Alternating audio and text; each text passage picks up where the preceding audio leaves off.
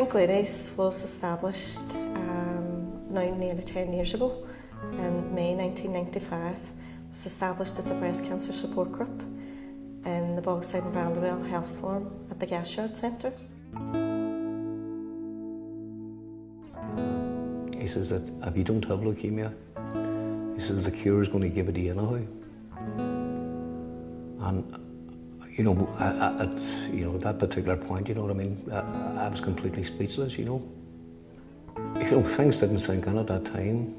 Even the fact that he turned around to me at that particular time and he said to me, he says, well, you know, had you not come over or had you not been referred to the hospital when you were, he says the chances are you would have had between 2 and 6 weeks of life left. You could never describe the feeling that when someone tells you you've got cancer, because I'll be 66 years of age in November, and when I was younger, cancer meant death, like definite death. But it's the most awful feeling in the world. It's so scary because you don't know what's ahead of you. I had been through the programme because my sister had died of breast cancer and my mother also had it. So I was already on what they call a programme, getting checked up every 3 years.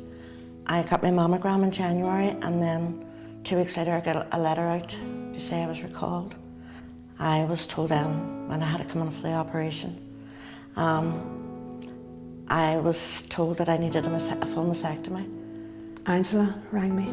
Somebody, I had met various people in the street while I was out and they were saying go down to the Pink Ladies, and you know, and it was in the back of my mind, I will sometime, but you're not in a good place then, you know, and you're not thinking that positively.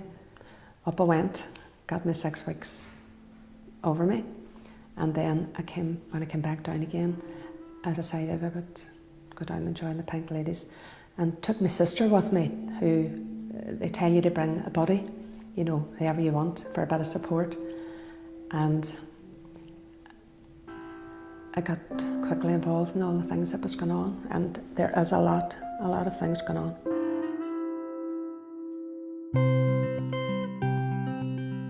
The Pink Ladies group, support group is absolutely brilliant. I couldn't say enough about it, because as I says, I don't know where I would be without them.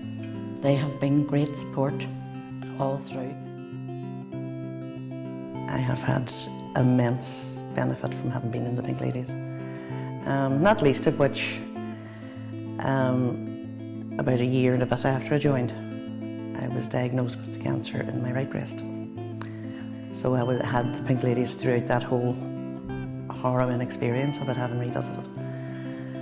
It helped me straight away because I knew the positivity that I got from them, the encouragement, and whenever I digested all their information, if you know what I mean. And I thought, I am going to fight this. This is not. I am not going to be a statistic. I'm going to fight this, and I'm going to get there, and I'm going to be a survivor. You've probably heard of the choir, which started out as a very feeble attempt to sing a song at the Jazz Festival 2 years ago. And we've got a great wee group going now, and we've been at a few functions around town. The therapy involved itself in the choir and the singing and the practices, I personally could not do without. Well, I think it lets them know that there is a breast cancer support group, and if people are diagnosed, they know they can turn to somebody and find out. And then when new members come in and they look at the likes of me and say, well, that woman's 10 years down the line, and I'm sure there's 1 or 2 that might be 12 or 13 years down the line, do you know? So somebody coming in and saying, oh, they think maybe, oh, I have cancer, and then they look and they say, oh God, that girl has, you know, she survived 10 years, and she's still about as healthy as anything. They're like my mother. My mother passed away. Some of them I call mumsy, some of them are friends, and some of them are like sisters to me. So I believe that I am a whole person,